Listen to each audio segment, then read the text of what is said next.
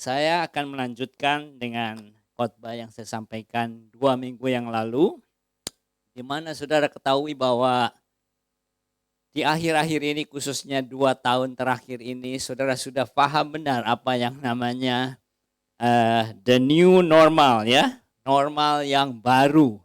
Dan normal yang baru ini biasanya kalau saudara dikasih tahu sesuatu yang baru atau normal yang baru, saudara beralih dari satu fase ke fase selanjutnya. Kalau ini beda saudara, fasenya begini gitu ya saudara. Jadi ini normal yang baru nih, siap dibontang-banting gitu saudara. Ini adalah normal yang kita hadapi khususnya 2 tahun yang terakhir ini dan kita tidak tahu sampai kapan. Tapi saya mau sampaikan sebagai lanjutan dari khotbah saya 2 minggu yang lalu, sikap apa yang harus kita miliki menghadapi normal-normal yang baru. Nah tentu saudara ingat akan kisah yang saya ceritakan sebagai pendahuluan 2 minggu yang lalu, kisah tentang seorang yang bernama Edmund Hillary. Ya, orang yang pertama sampai kepada puncak yang tertinggi di dunia, Mount Everest. 2 minggu yang lalu kita sudah belajar sikap yang pertama dan salah satu yang utama untuk menghadapi normal yang baru. Karena ada banyak gangguan, ada banyak hal-hal yang menghalangi kita untuk mencapai visi Tuhan. Adalah kita harus berpegang teguh kepada visi Tuhan. Itu apa yang Tuhan sudah berikan kepada kita. Nah ini tercatat di dalam Yosua pasalnya yang pertama, khususnya di dalam ayat yang pertama sampai ayat yang keempat. Ini yang sudah kita bahas 2 minggu yang lalu, khususnya ayat yang ketiga, di mana dikatakan kepada Yosua, Yosua, hambaku Musa sudah mati. Tapi ingat, Yos, visiku tidak pernah hilang kepada bangsa Israel. Dia berkata begini di ayat yang ketiga, setiap tempat yang akan diinjak oleh telapak kakimu, kuberikan kepada kamu seperti yang telah kujanjikan kepada Musa. Itulah visi yang mula-mula Allah berikan kepada Musa dan bangsa Israel, dan visi itu tidak pernah hilang meskipun Musa telah mati. Dan itu juga visi yang kita harus tanamkan, di mana konteksnya di dalam hidup kita atau gereja lokal ini adalah visi yang namanya 3C ini ya. Saudara harap ingat terus, visi gereja kita adalah 3C atau 4C. Yang keempat ini bonus lah ya, tapi kalau saudara secara random di pick up, apa visimu, apa visi gerejamu, saudara harap bisa ingat ya, komitmen kepada the great commandment and the great commission, sehingga itu membuat kita menjadi the great Christian atau great church. Nah seperti saudara tahu, visi ini melahirkan misi dalam bentuk 5 hal ini. Kita menjadi penyembah-penyembah Allah dalam roh dan kebenaran, menyembah Allah dengan segenap hati, jiwa, dan kekuatan. Kita menjadi pelayan-pelayannya, kita menyebarkan kabar baik ini. Kita juga dipanggil untuk menjadi bagian dari tubuh Kristus, keluarga Allah. Dan yang kelima, menjadi semakin serupa dengan Kristus. Atau dengan kata lain, gambar ini sudah sangat familiar bagi saudara semua. Ini adalah visi dan misi bagi kita semua. Harap saudara-saudara mengingatnya ya.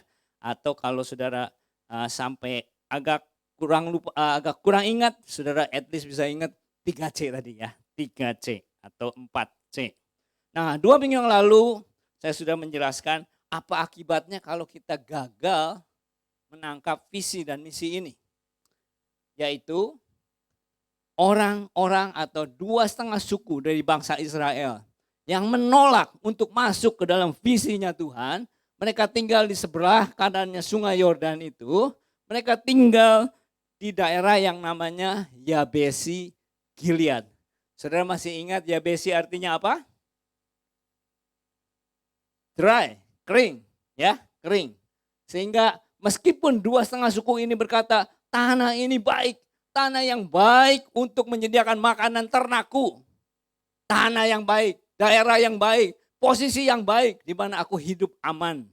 Hidup diberkati Tuhan, secara finansial, secara kesehatan, semuanya baik-baik. Aku tidak mau ke seberang. Tapi sebetulnya mereka tinggal di daerah yang namanya Yabesi, Gilead itu. Yaitu daerah yang sebetulnya kering. Dan itulah yang merupakan salah satu tanda orang-orang yang tinggal di sebelah kanan ini. Bagaimana saya tahu saya bisa tinggal di sini, bagaimana bisa tahu padahal semuanya yang saya nikmati ini sangat-sangat menyenangkan sekali. Saya sangat diberkati sekali. Yang pertama, saudara akan merasa kering rohani. Yabesi ini. Yang kedua, yang saya sampaikan ini, karena tinggal di daerah yang unprotected, karena sungai itu adalah daerah yang protected, karena zaman dahulu orang berperang memakai kuda dan kereta kuda, sehingga yang di sebelah kanan ini melambangkan anak-anak Tuhan yang tinggal di daerah yang unprotected, yang artinya tidak masuk ke dalam visinya Tuhan ini. Orang-orang ini sangat-sangat rentan terhadap serangan musuh. Dan kita melihat bahwa salah satu musuh yang menyerang mereka adalah Raja Nahas. Bagaimana dia menyerang? Dia menyerang dengan menipu dan membutakan matanya. Ingat ya, biasanya saudara kalau khotbah, saudara suruh matikan handphone ya. Sekarang saya izinkan, nyalakan handphone, cari tahu apa artinya nahas. Siapa yang pertama itu dapat jempol, saudara. Google search, cari apa artinya nahas. Saudara akan temukan. Ada yang udah tahu, dapat? Nah, dia menipu saudara dengan cara membutakan mata ya, mata kanan di sini. Karena zaman dahulu orang berperang dengan panah. Dengan mata kanan. Ketika mata kanannya dibutakan, karena Nahas berkata, kamu boleh tinggal di sini, aman. Aku tidak akan membinasakanmu. Tapi beri aku satu syarat. Aku butakan matamu yang kanan ya. Nah, kita tahu bahwa taktiknya Nahas itu bukanlah baik. Tapi dia mau membutakan mata anak-anak Tuhan. Supaya dia tidak bisa melihat visinya lagi.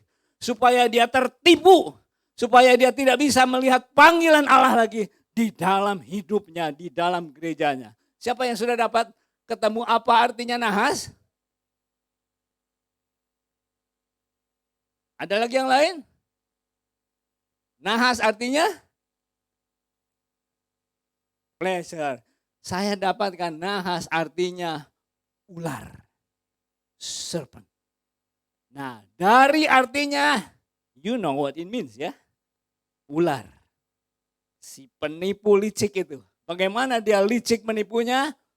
Dia tidak binasakan kita, dia tidak curi berkatnya, tapi dia butakan mata kita.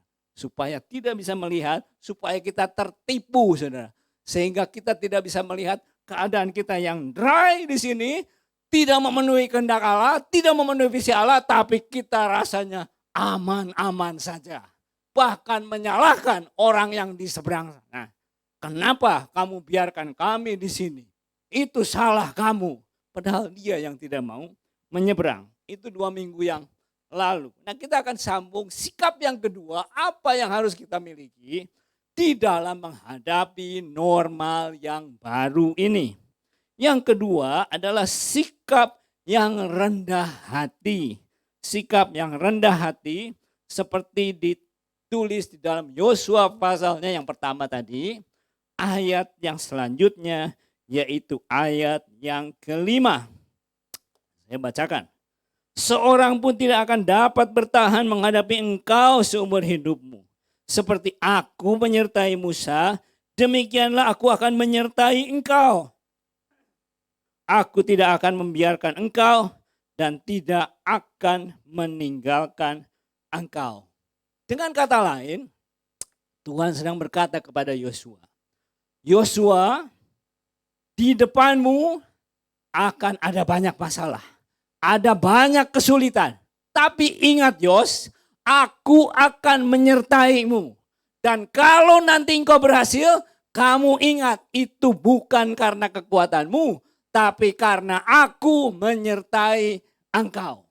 Ini adalah sikap kerendahan hati yang harus diketahui, disadari, dan dimiliki oleh Yosua dan setiap anak-anak Tuhan yang akan menyeberang dan memenuhi visi Tuhan dalam meskipun menghadapi the new normal ini.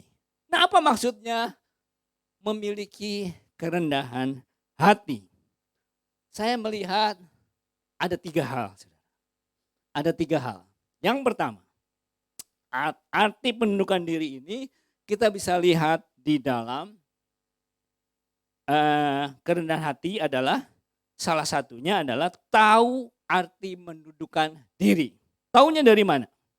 Dari ayat yang pertama yang kita baca tadi. Ayat yang pertama berkata begini. Sesudah Musa hamba Tuhan itu mati, berfirmanlah Tuhan kepada Yosua bin Nun, apa saudara? Abdi Musa itu. Abdi Musa itu. Jadi sebelum Yosua berhasil masuk ke tanah perjanjian, berhasil untuk memenuhi panggilan Tuhan, visi Tuhan, satu kualitas yang harus dia miliki adalah menjadi abdi Musa. Jadi artinya Yosua tahu artinya menundukkan diri. Saudara sudah sering mendengar istilah ya. Kabur, jangan harap kita bisa tunduk kepada Tuhan. Kalau tunduk kepada yang kelihatan aja nggak bisa gitu. Yosua tahu itu. Dia tunduk kepada Musa sampai matinya Musa. Dan saya percaya Musa bukan pemimpin yang sempurna. Tidak ada pemimpin yang sempurna. Tapi Yosua tahu menundukkan diri. Nah, ada yang menarik saudara. Pada akhir pasal dari kitab Yosua ini. Yosua yang pada pasal yang pertama diberi gelarnya apa? Abdi Musa. Pada akhir hidupnya. Yosua pasal 24. Dan sesudah peristiwa-peristiwa ini. Maka matilah Yosua bin Nun. Apa? Hamba Tuhan. Tadinya abdi Musa, sekarang predikatnya sama seperti Musa pada waktu dia mati. Hamba Tuhan itu. Saya percaya setiap kita dipanggil Tuhan, mempunyai visi. Tapi untuk mencapai visi itu, ada satu hal yang kita harus tahu dan harus kita miliki. Yaitu tahu cara menundukkan diri. Saudara, saya tidak tahu ya, saudara ada yang pernah duduk di bangku universitas di sini? Bagi saudara yang pernah duduk di bangku universitas atau mungkin di college, ada yang namanya pelajaran prerequisite. Saudara ingat ya? Mata pelajaran prerequisite. Jadi artinya saudara tidak bisa mengambil mata pelajaran yang selanjutnya sebelum mata pelajaran ini lulus gitu. Ya, misalnya accounting 2, enggak bisa saudara ambil sebelum lulus accounting 1 misalnya begitu. Ya. Nah, saya percaya ada banyak hal yang Tuhan mau ajarkan kepada kita. Pelajaran tentang sukacita, courage, beriman, setia dan sebagainya. Tapi salah satu mata pelajaran prerequisite di dalam kepengikutan Tuhan. Ini adalah mata pelajaran kerendahan hati atau penundukan diri, ini salah satunya saudara. Tanpa yang ini belum lulus, sangat sulit atau hampir mustahil seseorang bisa memenuhi visi Tuhan dalam hidupnya. Saya sangat percaya itu saudara. Saya melihat banyak hamba-hamba Tuhan yang dipakai memenuhi visi. Dan orang itu melalui apa yang Yosua ini sudah lalui sebelumnya. Tapi kalau orang ini pribadi yang rebellious gitu ya. Kepada kita sudah tahu, aduh ini orang talentanya banyak sekali. Tuhan punya visi yang besar untuk orang ini. Tapi ketika dia gagal mata pelajaran ini, saya temukan orang ini juga stuck. Tidak bisa menyeberang untuk memenuhi visi Tuhan. Karena itu saudara perlu sangat-sangat perhatikan yang pertama ini penundukan diri. Nah, Alkitab mencatat secara singkat saya sampaikan. Di dalam penundukan diri, di dalam kita honor orang-orang yang Tuhan taruh di hadapan kita, bisa dibagi 3 golongan. Yang pertama, kita menundukkan diri atau kita honor kepada orang-orang yang ada di atas kita, yang Tuhan tempatkan di atas kita. Ya. Lalu yang sejajar dengan kita, teman sekerja, teman sepelayanan, sejawat begitu. Lalu yang di bawah kita ini, yang di bawah, yang Tuhan izinkan untuk kita berotoritas kepada mereka. Kalau orang tua dengan anak, bos dengan hamba, dan sebagainya. Yang di atas ini dibagi 4. Yang pertama adalah yang disebut sebagai pemerintah, sebagai atasan kita, pemerintah ya, pemerintah. Lalu yang kedua sivil, otoritas sivil, guru saudara, mentor saudara, bos saudara, itu ya. Itu saudara Tuhan suruh perintahkan untuk kita honor itu semua. Lalu otoritas di dalam keluarga, ada orang tua dan sebagainya ya. Lalu yang keempat, otoritas secara spiritual. Yang paling sulit saya tahu memang, otoritas pemerintah itu paling sulit. Karena seringkali orang yang duduk di pemerintah itu bukanlah an honorable person. Saudara yang lahir di Indonesia sangat mudah untuk menangkap itu gitu ya, ininya pribadinya. Tapi at least kita diperintahkan untuk honor di office-nya, honor jabatannya itu. Karena Tuhan sendiri, Alkitab berkata Tuhan sendiri yang menempatkan orang-orang itu di situ.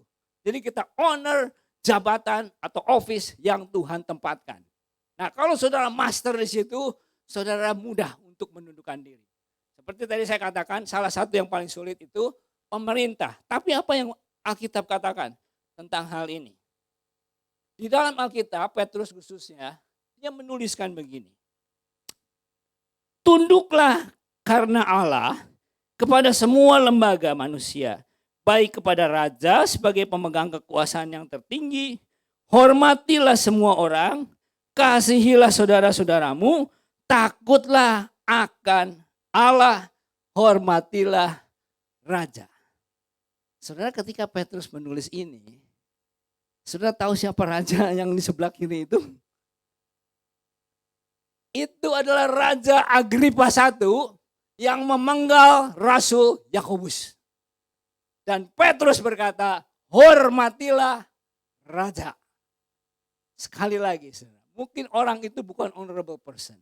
Tapi yang Tuhan perintahkan adalah di office-nya, jabatan. Karena tadi seperti saya katakan, kalau kita tidak bisa menghormati yang kelihatan saja, jangan harap kita bisa menghormati apa yang tidak kelihatan. Paling banter kita akan berkata, Tuhan berkata ini kan itu kepada saya. Tapi sebetulnya mungkin itu bukan Tuhan, tapi maunya sendiri saja. Dan saya mau katakan penundukan diri itu hanya perlu kalau kita tidak setuju dengan otoritas yang Tuhan taruh kepada kita. Baik otoritas pemerintah, otoritas sipil, otoritas keluarga, otoritas rohani. Kalau saudara setuju, itu nggak perlu penundukan diri. Nggak perlu mata pelajaran penundukan diri. Mata pelajaran penundukan itu perlu justru ketika kita tidak setuju. Lainnya adalah dosa. Kalau pemerintah otoritas itu menyuruh berdosa, saudara boleh tarik garis di situ. Tapi kalau staff dan sebagainya, itulah latihan orang yang rendah hati. Yaitu dia tahu menundukkan diri. Yang kedua, dari hal kerendahan hati, adalah orang yang hidupnya bergantung kepada Tuhan. Seperti tadi yang saya katakan, saudara. Di dalam pasalnya, ayatnya yang kelima. Seorang pun tidak akan dapat bertahan menghadapi engkau seumur hidupmu, Yosua. Tetapi seperti aku menyertai Musa. Demikianlah aku akan menyertai engkau. Aku tidak akan membiarkan engkau dan tidak akan meninggalkan engkau. Nah, saudara. Seperti tadi saya katakan, Tuhan sedang berkata kepada Yosua, seperti aku menyertai Musa, sehingga tidak ada dapat bertahan terhadap Musa, aku pun akan menyertai engkau Yosua, meskipun kau menghadapi masalah yang sangat sulit. Yosua nggak tahu pada waktu itu ya, tapi dia tahu dia akan menghadapi peperangan yang serba sulit. Yeriko, orang-orang enak, raksasa di atas raksasa dan sebagainya. Tapi Tuhan berjanji Meskipun hal-hal di depanmu serba tidak mungkin, serba sulit. Tapi satu hal, engkau akan berhasil Yosua. Karena bukan karena kegagahanmu, bukan karena hikmatmu, tapi karena aku yang menyertai engkau. Firman Tuhan berkata begitu ya. Karena itu Yosua, jangan engkau menjadi takabur, jangan engkau menjadi sombong kalau engkau berhasil, karena itu aku yang menyertainya. Saya mau aplikasikan buat kita. Peperangan kita bukan peperangan seperti zaman dahulu.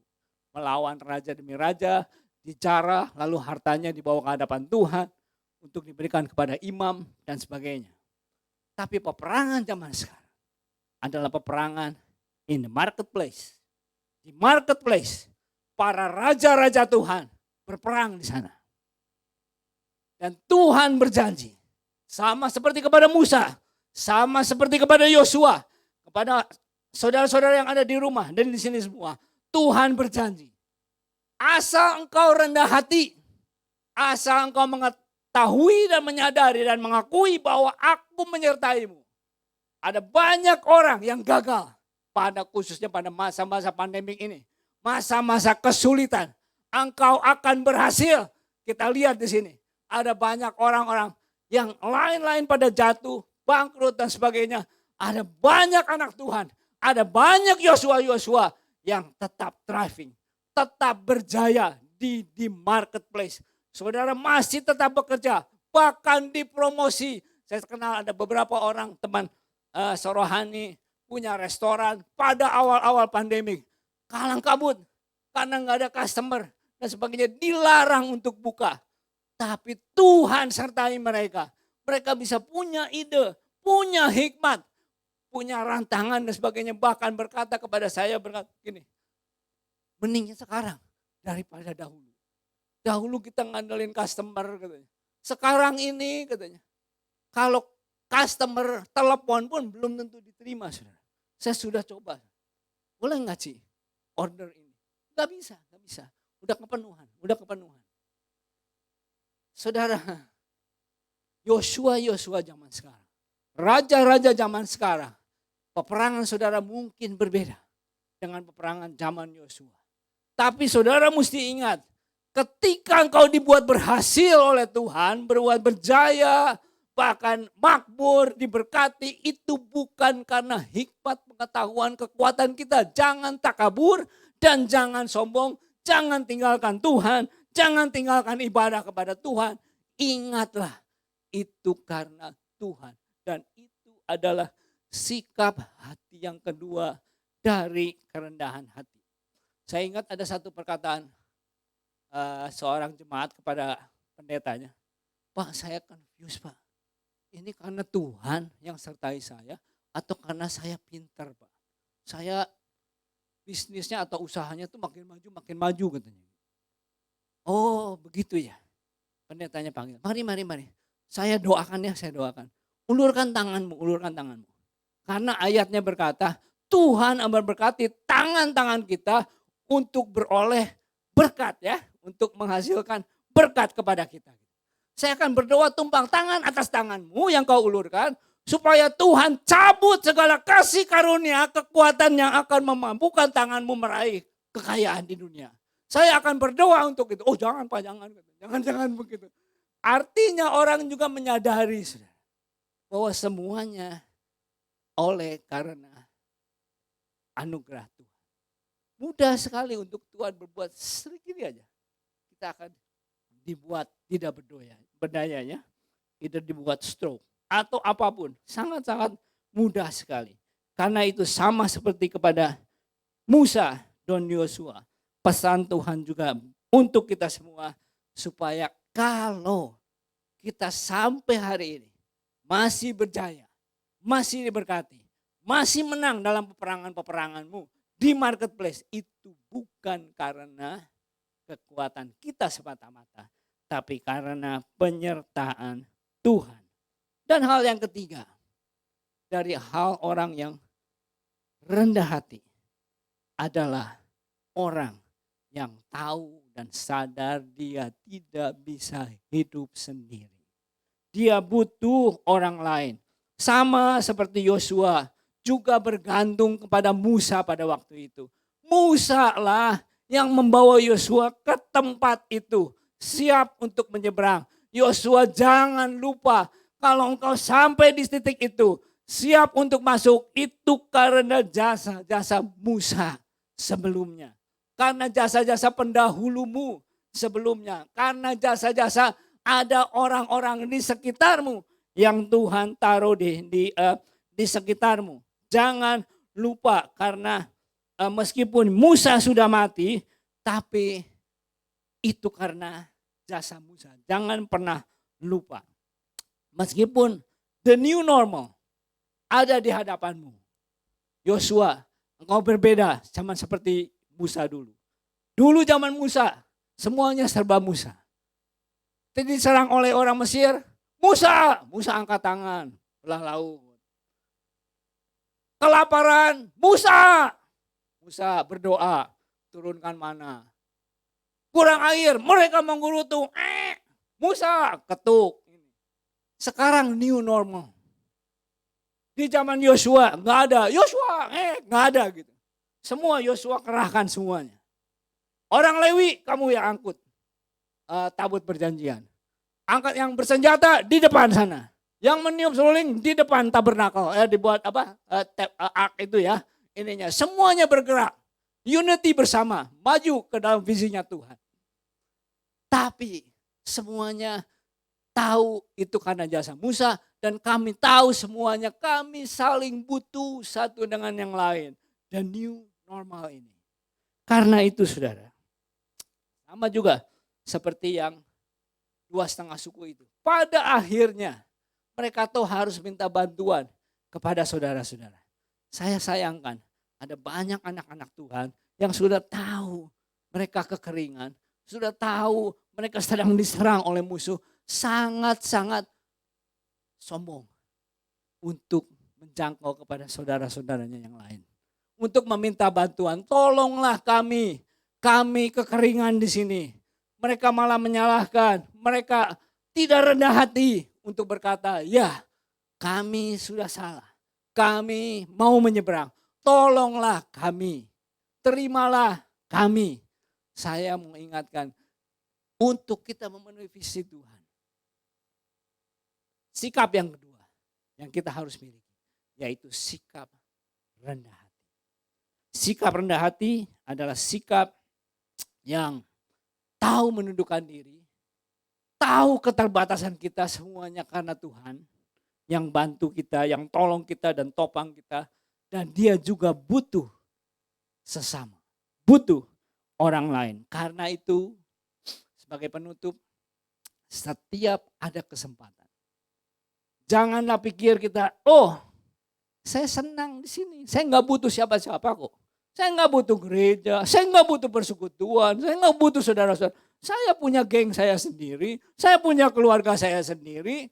Jangan punya pikiran seperti itu. Satu kali nanti, kita pernah lihat situ ya. Memang makan waktu lama, 300 tahun sampai Raja Nahas berhasil untuk menyerang mereka.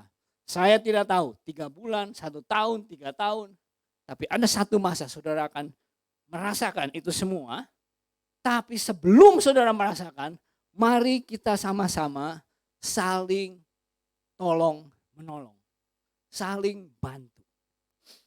You never know. Saudara tinggal di daerah yang kering. You never know. One day, cepat atau lambat, you gonna need somebody too untuk help. Kalau begitu sangat sombongnya, tinggi hatinya sampai gak mau, tinggal tunggu dibutakan saja. And you never win the battle. Saudara tidak akan pernah tahu lagi. Tidak akan tahu membedakan yang baik, yang buruk dan sebagainya. Yang mana visi dan sebagainya. Sebagai penutup ada satu cerita kisah. Memang cerita ini tidak tahu persisnya bagaimana karena saking udah lamanya. Versi detailnya agak berbeda. Tapi intinya seperti ini saudara. You never know. Karena itu pakailah setiap kesempatan untuk hidupmu. Untuk saling rendah hati, mementingkan orang lain, saudara. Karena intinya rendah hati itu menganggap orang lain lebih penting dari kita, saudara. pada akhir tahun 1800-an ada dua orang. Satu dari Polandia, satu dari Amerika. Yang dari Polandia bernama Paderewski, dia adalah seorang ahli piano. Wah, canggih sekali. Diundang ke luar negeri kemana-mana. Satu kali ketika dia ada di Amerika Serikat, di dekat satu universitas namanya Stanford, di mana Hoover adalah salah satu student di situ. Hoover ini mengatur satu pagelaran, dia undang Paderewski ini datang ke universitasnya situ ya, atau di daerahnya begitu. Cuman menurut salah satu sumber yang saya baca, dia tidak memperhitungkan waktu dia mengundang Paderewski ini. Jatuhnya pas hari libur Paskah. Sehingga semua siswa banyak yang udah pada pulang kampung. Jadi yang terkumpul hanya sedikit, ini tahun 1890 ya. Jadi nggak ada WhatsApp, nggak ada apa gitu ya ini. Jadi yang udah pada pulang udah nggak bisa terkontak lagi gitu. Tapi Paderewski ini datang juga. Ketika dikumpulkan dananya sangat minim sekali. Ada yang bilang $1.500, tapi kayaknya yang paling tepat cuma $150. Karena tiketnya mungkin sekitar $2 pada waktu itu, 1890 ini sebenarnya. Mungkin 80 orang ya 150. Sangat-sangat jauh sekali dari target yang dijanjikan kepada Paderewski. Dia ini kan international pianist ya itunya, sangat besar sekali. Tapi ketika Paderewski ditawarkan dana yang terkumpul itu berapapun, ada yang 150, ada yang 1.500. Tapi Paderewski ini menolak. Sudahlah, gak usah. Gitu. Kepada Hoover yang pada waktu itu student yang tidak kaya sama sekali. Sudah dipaksa beberapa kali tapi dia tahu keadaannya, dia menolak. Sudah. So, dengan kata lain Paderewski ini do a favor. Menolong Hoover dari tidak bisa menepati janjinya. Sekian tahun kemudian, kedua orang ini menduduki posisi penting di negara mereka masing-masing. Paderewski menjadi Perdana Menteri di Polandia dan Hoover menjadi Presiden United States. Dan pada waktu Perang Dunia Pertama, setelah berakhirnya juga Perang Dunia Pertama, Polandia dilanda krisis kelaparan yang luar biasa. Dan Hoover, Paderewski waktu itu tidak mengenal Hoover, dia cuma tahu telepon ke Amerika, badan pembantu, administrasi pembantu itu, dia minta bantuan. Apa yang Amerika bisa berikan bantuan kepada kami yang sedang kelaparan.